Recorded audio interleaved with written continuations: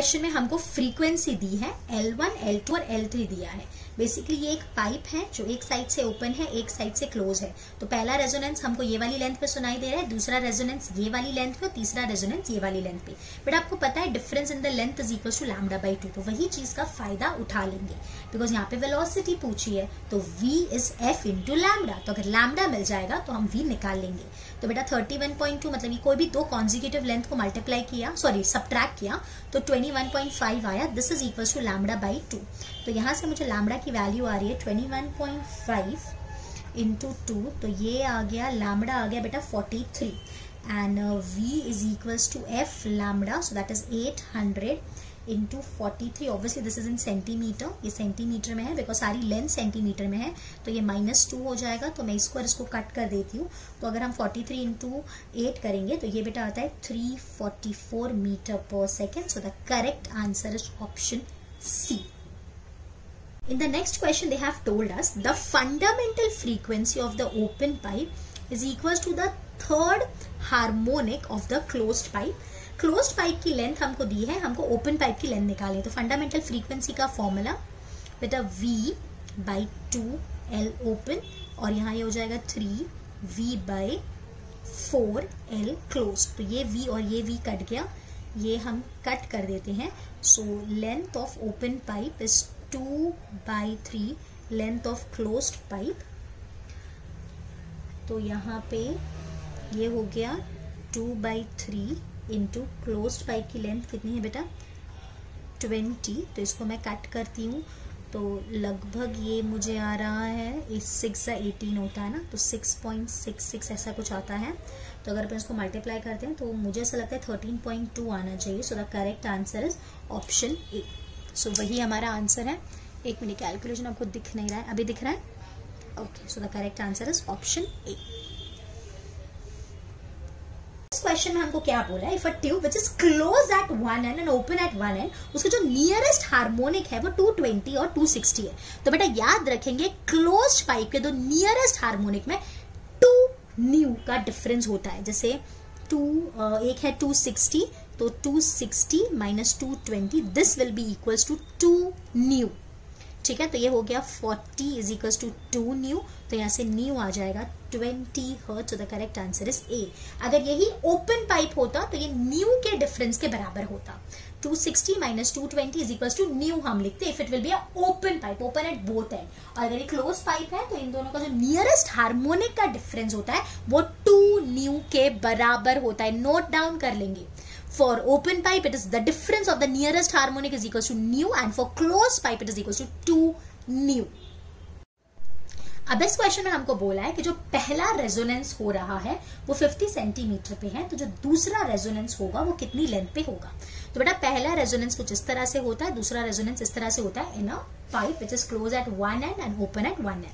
So L1 is λ/4। तो यहाँ से लैम्डा की वैल्यू मुझे आ गई 4L1। So lambda is 200 centimetre. यहाँ से आपको L2 निकालना है विच इज 3 λ/4। सो L2, या तो फिर बेसिकली सिंपल हम λ/4 की वैल्यू L1 है तो ये हो जाएगा, चाहिए तो वैसा भी एक ही चीज हो गई। 3 इंटू लैम्डा की वैल्यू 200/50 आ गया, तो L2 आ गया बेटा 150 centimetre. So the correct answer is option ए। यहाँ पे वही मैं बोल रही थी, आपको लैम्डा निकालने की जरूरत नहीं है, डायरेक्ट आप λ/4 की जगह पुट करते तो 50 इंटू 3 150 ही हमारा आंसर आ जाता। अब इस क्वेश्चन में हमको क्या बोला है, एक स्ट्रिंग है जो दोनों साइड से फिक्स्ड है, उसकी दो रेजोनेंट फ्रीक्वेंसी है 420 एंड 315 और इन दोनों के बीच में कोई भी तीसरी फ्रीक्वेंसी नहीं है। मतलब ये दोनों बिल्कुल बाजू बाजू वाली फ्रीक्वेंसीज है। तो इन दोनों का जो डिफरेंस होगा वो बिल्कुल न्यू के बराबर होगा। तो वही हमको न्यू पूछा है, तो 420 minus 315, so the answer is 105 hertz. So the correct answer is option B. ऐसे क्वेश्चंस में बच्चे मार्क्स गवा के आते हैं, बट ऐसे क्वेश्चंस बहुत इजी होते हैं, आपकी मिस्टेक नहीं होनी चाहिए। ये बिल्कुल बिहेव कर रहा है ओपन पाइप की तरह। ओपन पाइप में भी ऐसा ही होता है, कोई भी दो बाजू वाली फ्रीक्वेंसीज अगर होती हैं तो उन दोनों का जो डिफरेंस होता है वो न्यू के बराबर होता है, where is in close pipe it is equals to 2 nu. अब इस क्वेश्चन में हमको क्या बोला है, the fundamental frequency of the closed organ pipe is equal to the second overtone of an open organ pipe. So second overtone is third harmonic of the open organ pipe. तो मैंने 3n0 लिखा. तो fundamental frequency का formula closed का v by 4l closed is equal to 3v by 2l open. ये v cut कर दिया, ये इधर 2 आ गया. तो हमको length of the open organ pipe पूछा है. So this is 3 into 6 into L close, 6 into 20. So the open organ pipe length is 120 centimeter. So the correct answer is option A. Yes, now this is a good question. ये question बच्चों की गलती होती है. यहाँ क्या बोला है, एक क्लोज्ड पाइप है जिसकी लेंथ 85 सेंटीमीटर दी हुई है. तो पहले वेलोसिटी दी हुई है, तो आप फ्रीक्वेंसी निकाल सकते हो, फंडामेंटल फ्रीक्वेंसी. तो मैंने बेटा v by 4l लगाया. सो 340 into 4 into 85 सेंटीमीटर था, मीटर में कन्वर्ट कर दिया. ये 4 हो गया, ये 1 हो गया, -2 ऊपर चला गया. तो फंडामेंटल फ्रीक्वेंसी इसकी 100 आ रही है. अब क्या बोला है, 1250 के नीचे कितनी फ्रीक्वेंसीज हो सकती हैं. तो बेटा अगर आप देखोगे तो जो फ्रीक्वेंसीज पॉसिबल है वो है 100. इसमें सिर्फ ऑड हार्मोनिक पॉसिबल है. तो दूसरी होगी 300, फिर होगी 500, उसके बाद होगी 700, उसके बाद होगी 900, फिर होगी 1100, उसके बाद होगी 1300. 1300 नहीं चलेगी बिकॉज 1250 के ऊपर चली गई. तो कितनी फ्रीक्वेंसीज हो गई, 1 2 3 4 5 6. So the correct answer is 6. That is option D. A good question. अब अगले क्वेश्चन में हमको क्या बोला है, एक सोनोमीटर वायर है जिसकी लेंथ 100 सेंटीमीटर है. हमको ब्रिजेस कौन सी जगह पे रखने चाहिए such that the fundamental frequencies का जो रेशियो है दैट इज 1:3:5. मतलब F1 is to F2 is to F3 is 1:3:5 and the total length is 100 centimetre. अब बेटा जो लेंथ है और जो फ्रीक्वेंसी है उसका इनवर्स रिलेशन है, ये आप सबको पता है. तो हम ऐसा लिख सकते हैं L1 is to L2 is to L3 is 1/1 is to 1/3 is to 1/5. तो अगर मैं कॉमन रेशियो ले लूँ बेटा तो ये हो गया 15:3 is 15:5:3. राइट. तो ये हो गया L1 is to L2 is to L3 15:5:3. तो मैं इसको लिख रही हूँ 15x plus 5x plus 3x is equals to 100. तो ये हो गया 23. 23x is 100. So x is 100 by 23. तो अब L1 की वैल्यू कैसे निकालेंगे, L1 will be 15x. So that is 15 into 100 by 23. That is 1500 by 23. L2 is 5x. That is 5 into 100 by 23. That is 500 by 23.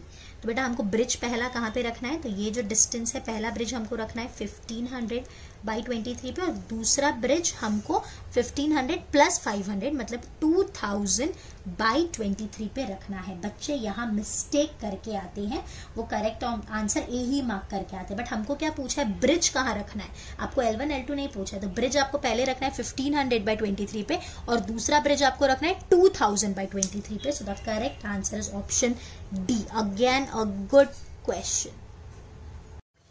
अब इस क्वेश्चन में हमको क्या बोला है, जो टोटल लेंथ L है उसको हमने 3 पार्ट में डिवाइड किया है, L1 L2 L3, और हर एक की फ्रीक्वेंसी है nu1 nu2 nu3. हमको net frequency of the string निकालनी है. तो बेटा जो टोटल लेंथ होगी स्ट्रिंग की वो होगी L1 plus L2 plus L3, और आपको पता है लेंथ और फ्रीक्वेंसी का इनवर्स रिलेशन है. सो 1 by nu is 1 by nu1 plus 1 by nu2 plus 1 by nu3. So the correct answer is option C.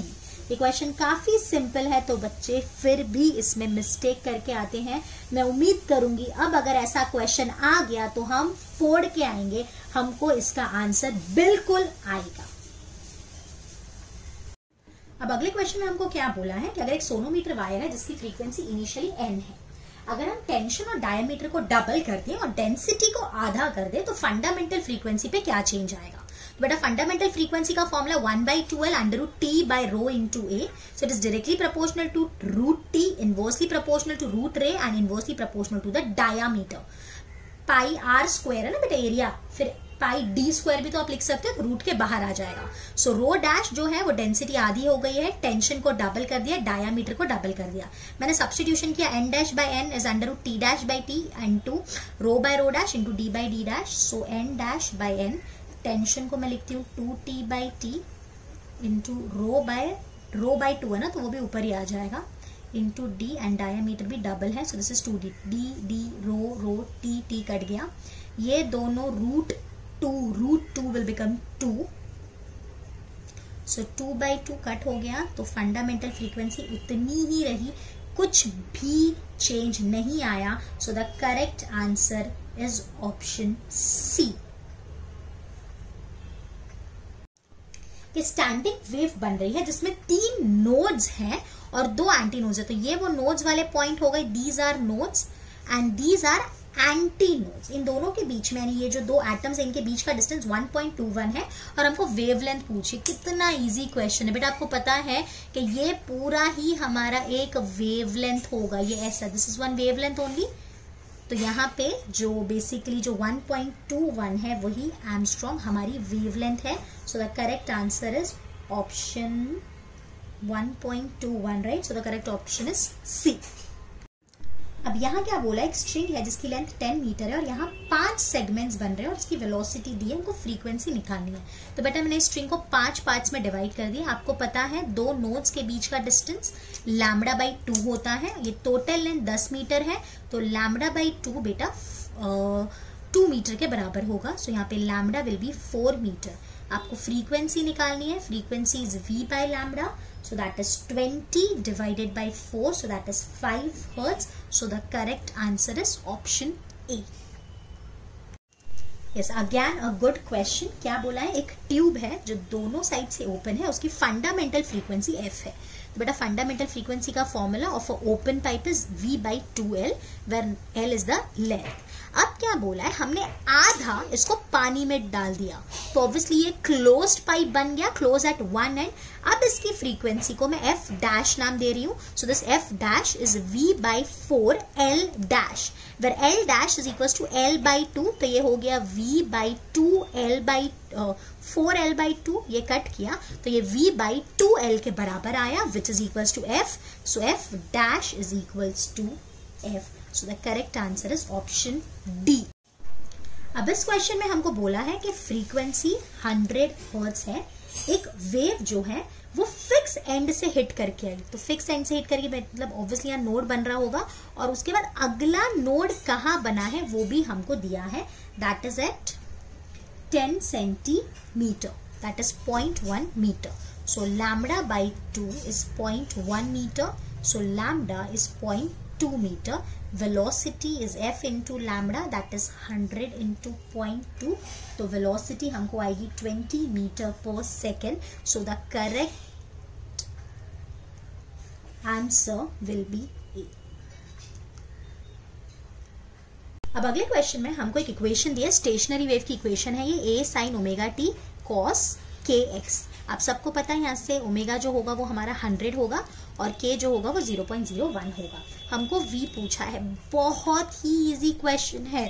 v is omega by k, so that is 100 by 0.01, that is 10 raise to -2, तो v आ गया 10 raise to 4 metre per second. इतना easy question, और अगर आप लोग ये question देखते, इक्वेशन देखते डर जाते, पता नहीं क्या पूछा और ये छोड़ के आते, बट अब आपको समझ में आ रहा है कि हर एक क्वेश्चन जो दिखता है वो जरूरी नहीं है कि टफ हो। तो एक बार एक चांस जरूर दिया करो क्वेश्चन को रीड करने का और पूरा कॉन्सेंट्रेट करके समझने का, ठीक है।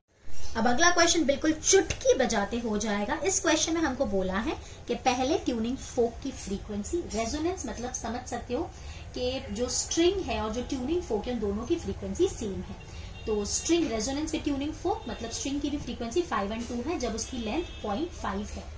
उसके बाद स्ट्रिंग की फ्रीक्वेंसी 256 के बराबर हो गई, मतलब now the string is resonating with the tuning folk of 256, मतलब स्ट्रिंग की अब फ्रीक्वेंसी 256 हो गई, तो उसकी लेंथ क्या होनी चाहिए। तो आपको F1 F2 दिया है, L1 दिया है, L2 निकालना है। So frequency and L are inversely proportional, frequency आधी हो गई तो लेंथ डबल हो जानी चाहिए। So L should be 1 meter. So the correct answer is option C. अब अगले क्वेश्चन में हमको क्या बोला है कि क्लोज्ड ऑर्गन पाइप है जो थर्ड ओवरटोन को सपोर्ट करना चाहता है, तो उसमें कितने नोड्स और एंटी नोड बनेंगे। तो बेटा मैंने थर्ड ओवरटोन का डायग्राम बनाया जिसमें 3 पूरे लूप और एक आधा लूप बनता है। ठीक है, तो आप देख सकते हैं कितने नोड है, 1 2 3 4 और एंटी नोड है 1 2 3 4. So it has 4 nodes and 4 anti nodes. So the correct answer is option D.